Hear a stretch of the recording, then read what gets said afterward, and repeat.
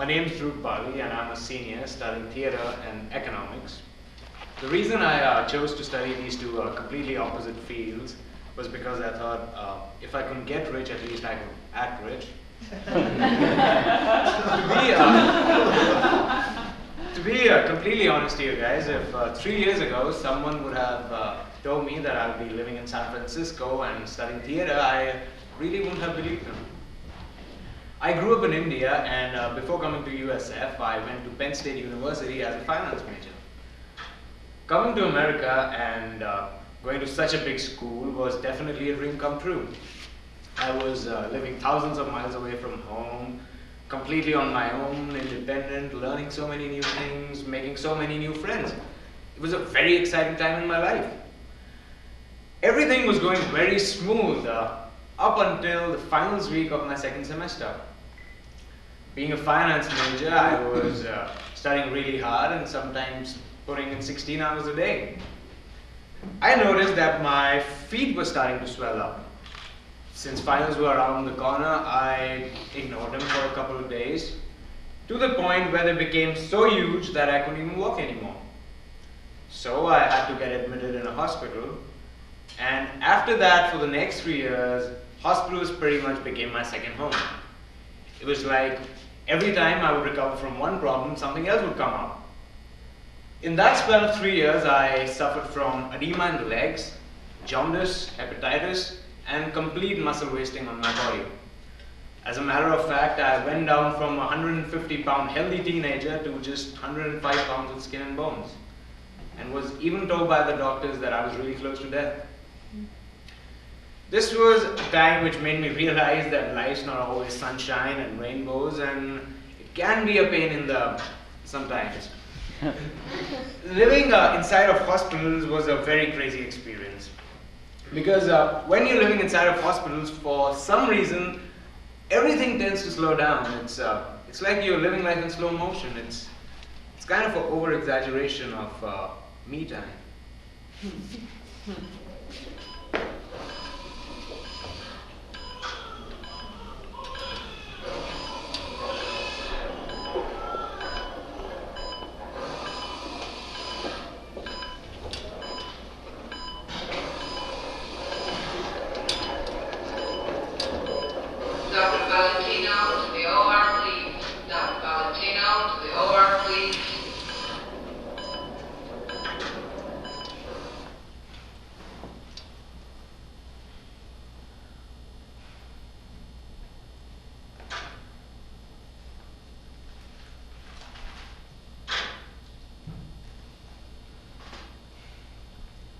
January 5th, 2008.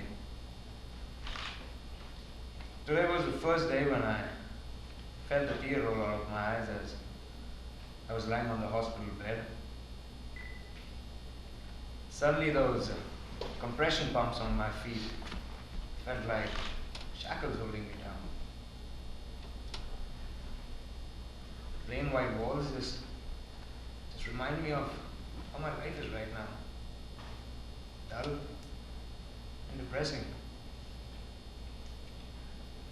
And the worst part is I never thought I would end up here again. I thought I had paid my dues recovering the last whole year. I guess I thought wrong. I had got 8 tests done on me today, and the doctor says more are coming.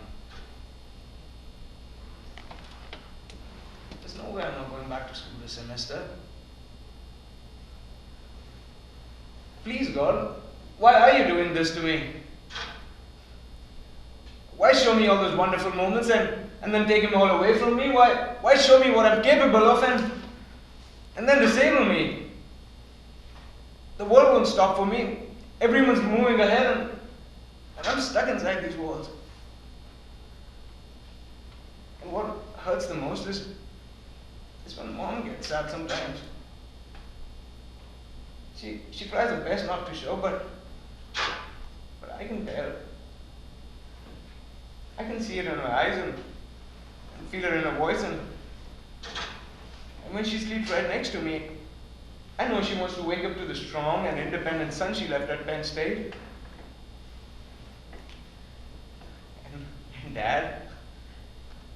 He always has that glowing smile on his face and tells me not to worry.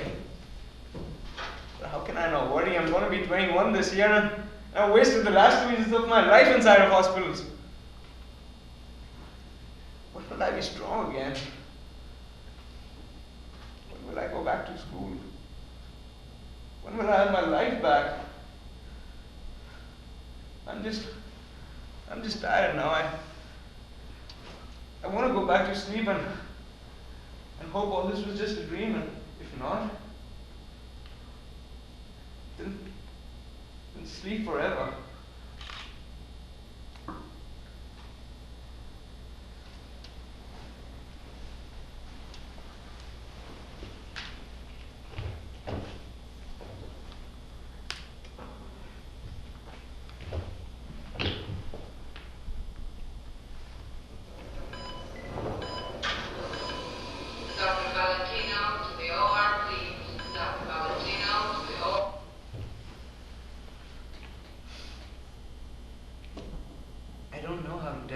But the doctor says it's too early for him to go back right now.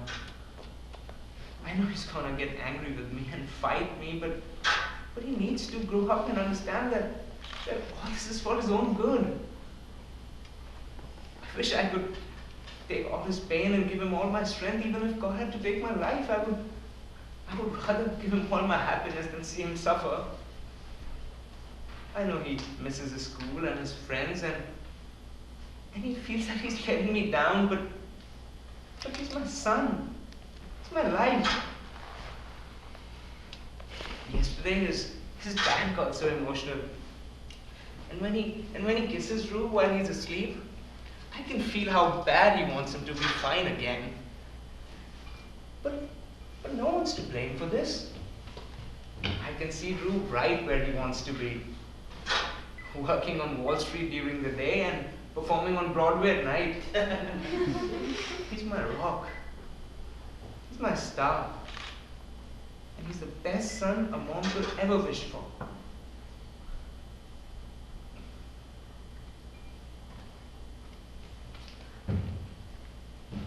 Now, I don't know if I'm the best son a mom could ever wish for, but I do know one thing for sure.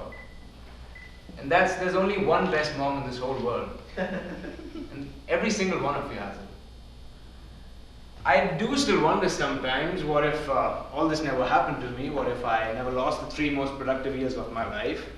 What if I never lost my friends, my school, and everything else I was working up for? What if I never lost that dream? But maybe it was not my dream, and maybe I was meant to lose it all. To be where I am right now, to be what I am right now, and to have what I have right now. I still remember how wonderfully one of my nurses, Donna, made me realize how all this is just a very small part of life.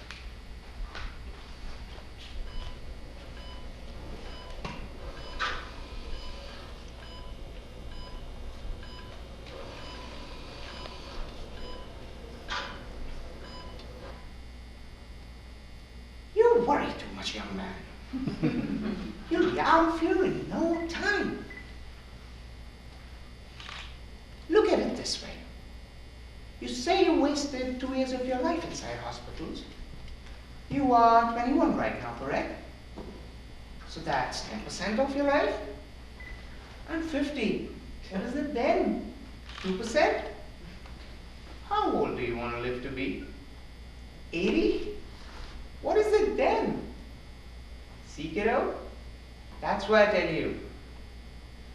In a few years, you won't even remember you were inside here. Remember, pain is inevitable, but suffering is optional.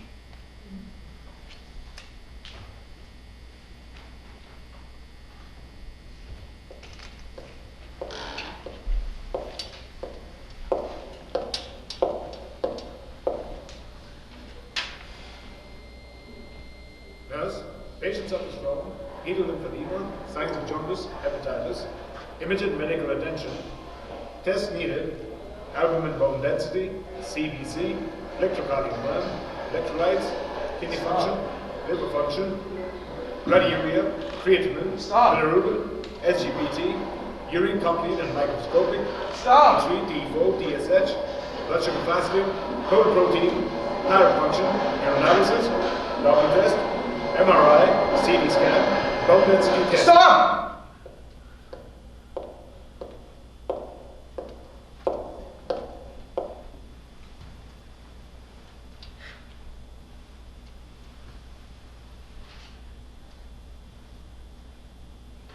You open your eyes, you think to yourself,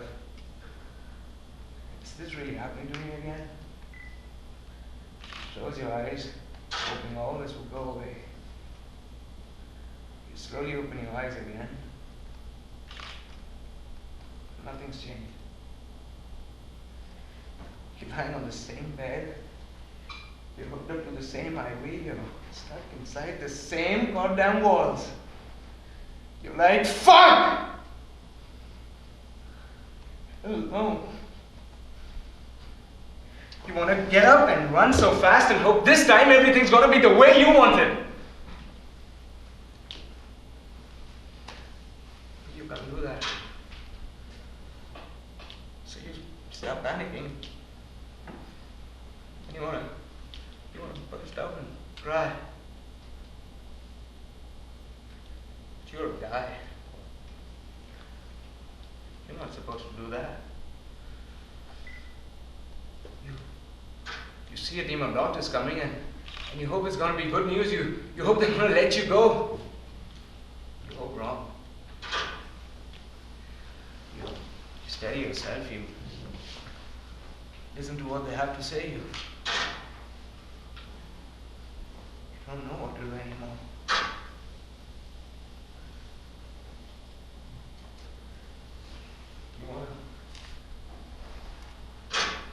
You want to hug mom so tight, like when you were 4 and really scared of something. You're not 4 anymore.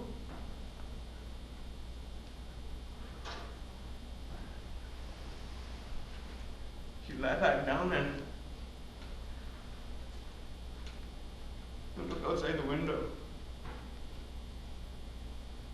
Everything's moving. Except you.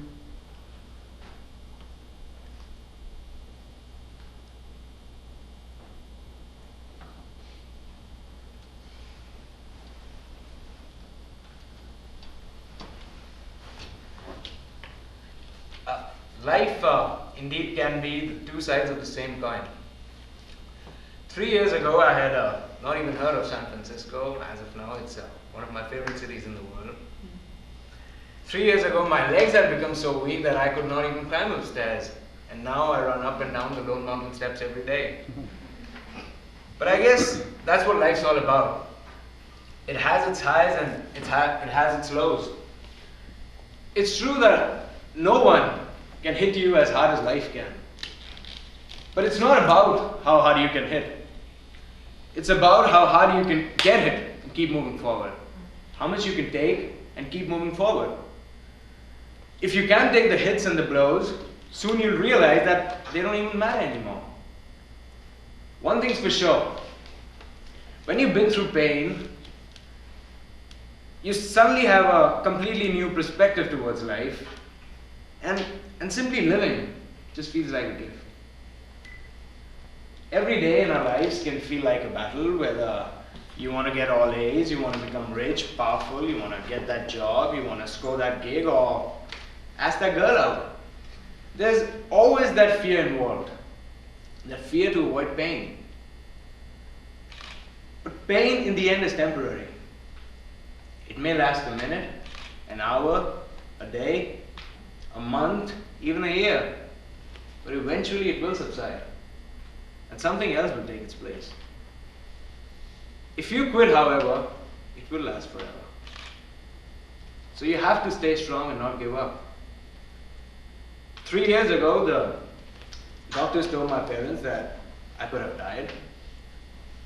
But here I am, standing in front of you guys as a living proof that anything is possible in life. Thank you everyone for listening to my story, and I'll leave you guys with one of my favorite quotes, which goes, "People who usually get the best are the ones who make the best of what they get. Thank you.